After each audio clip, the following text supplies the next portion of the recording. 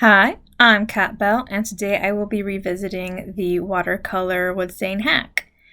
Today I have Mr. Fishy Stein, who's just a dollar store wooden trinket thing, and I will be zhuzhing up this technique with this stamp that has this kind of scale pattern.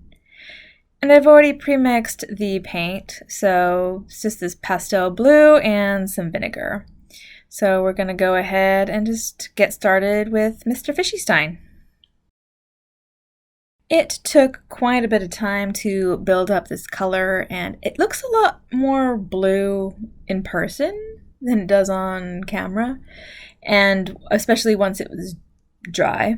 But overall, I think the effect looks pretty cool, and certain parts of the wood grain lent itself better to the dye than other parts. Anyway, I'm just using this Craft Smart paint to add in the scale texture, and I just kind of dabbed it around. And this is just basic acrylic paint.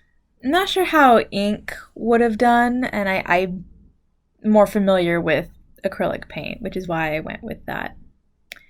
And I did the same thing to the back, although I went ahead and pressed Mr. Fishy Stein into the stamp rather than pushing the stamp onto Mr. Fishy Stein. But it's the same basic effect.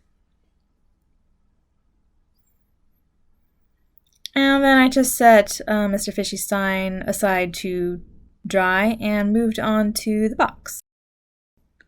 This box was given to me by a friend, and I wanted to do a sort of ocean theme, that was for sure, and to kind of get that effect, I decided to go with a kind of ombre. And it didn't quite work out how I thought it would. The first two layers worked really well, and then the third layer, I couldn't really see it. And so that was a little disappointing, but I added more and more of the watercolor, and that eventually did build up the color a bit more. I also added a little bit of black for the top, and I did a bit of brown for the bottom of the box to kind of give it that kind of sand look. So here's Mr. Fishy Stein, and I did go ahead and do a varnish on this, and I kept it bent while I was letting the varnish dry on both sides so that it could keep this mobility, which is why I love Mr. Fishy Stein. And overall, I feel like this adds so much more character. And the blue didn't darken as much as I would have liked. And I've noticed this for a lot of the Woodstain hacks. It doesn't go quite as dark as you kind of expect. The ombre basically worked, but it's like really, really pale.